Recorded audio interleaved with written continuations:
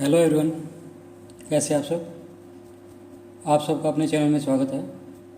आज मैं आपको एक कहानी सुनाने जा रहा हूँ और अगर आपको ये कहानी पसंद आती है तो वीडियो को लाइक कीजिएगा, शेयर कीजिएगा और चैनल को सब्सक्राइब कीजिएगा। तो चलिए शुरू करते हैं। बात उस समय की है जब स्वामी विवेकानंद अपने लोकप्रिय शिकागो धर्म सम्मेलन के भाषण के बाद वापस भारत आ गए। अब उनकी चर्चा विश्व के हर देश में हो रही थी। सब लोग उन्हें जानने लगे थे। स्वामी जी भारत में वापस आकर अपने स्वभाव के अनुरूप भ्रमण कर रहे थे। इस समय वे हिमालय और उसके आसपास के क्षेत्रों में भ्रमण कर रहे थे। एक दिन वो घूमते घूमते एक नदी के किनारे आ गए। उन्होंने वहाँ देखा कि एक नाव है, पर वह किनारा छोड़ चुकी है।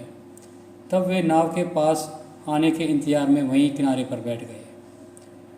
एक साधु वहाँ से गुजर रहा था। साधु ने स्वामी जी को वहाँ अकेले बैठे देखा तो स्वामी जी के पास गया और उनसे पूछा, तुम यहाँ क्यों बैठे हुए हो। स्वामी जी ने जवाब दिया, मैं यहाँ नाव का इंतज़ार कर रहा हूँ। साधु ने फिर पूछा, तुम्हारा नाम क्या है। स्वामी जी ने कहा, मैं विवेकानंद हूँ। साधु ने स्वामी जी का नाम सुनते ही उनका मजाक उड़ाते हुए कहा, अच्छा तो तुम वो विश्वविख्यात विवेकानंद हो जिसको लगता है कि विदेश में जाकर भाषण देने से तुम बहुत बड़े साधु महात्मा बन सकते हो। स्वामी जी ने साधु को कोई जवाब नहीं दिया। फिर साधु ने बहुत ही घमंड के साथ नदी के पानी के ऊपर चलकर अपनी शक्ति का प्रदर्शन किया। कुछ दूर चलने के बाद साधु ने स्वामी जी से कहा, क्या तुम मेरी तरह पानी पर पैदल चलकर इस नदी को पार कर सकते हो।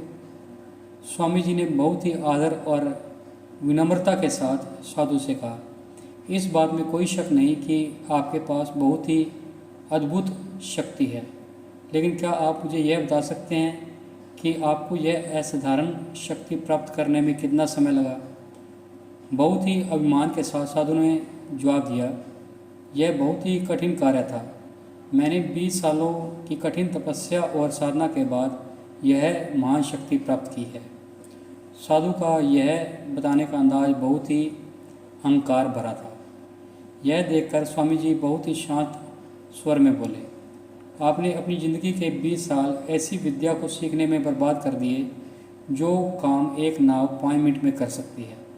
आप ये 20 साल निर्धन बेसहारा गरीबों की सेवा में लगा सकते थे या अपने ज्ञान और शक्ति का प्रयोग देश और देशवासियों की प्रगति में लगा सकते थे, परंतु आपने अपने 20 साल सिर्फ 5 मिनट बचाने के लिए व्यर्थ कर दिए। ये कोई बुद्धिमानी नहीं है। साधु सिर झुकाए खड़े रह गए और स्वामी जी नाव में बैठकर नदी के दूसरे किनारे पहुंच गए। इस कहानी से हमें यह सीख मिलती है कि इस प्रकार ज्ञान और शक्ति का सही प्रयोग आवश्यक होता है। किसी शक्ति को प्राप्त करने के लिए यदि हम उस पर घमंड करते हैं तो यह हमारी मूर्खता है। शक्ति का सही जगह पर ही इस्तेमाल करना उसकी वास्तविकता और बुद्धिमानी है। आपको ये वीडियो कैसी लगी और कहानी के बारे में भी हमें कमेंट में बताएं और चैनल को सब्सक्राइब करें। बेल वाला बटन ज़रूर दबाएं ताकि हम ऐसी कोई और वीडियो डालें तो उसकी नोटिफिकेशन आपको मिल जाए। Thank you.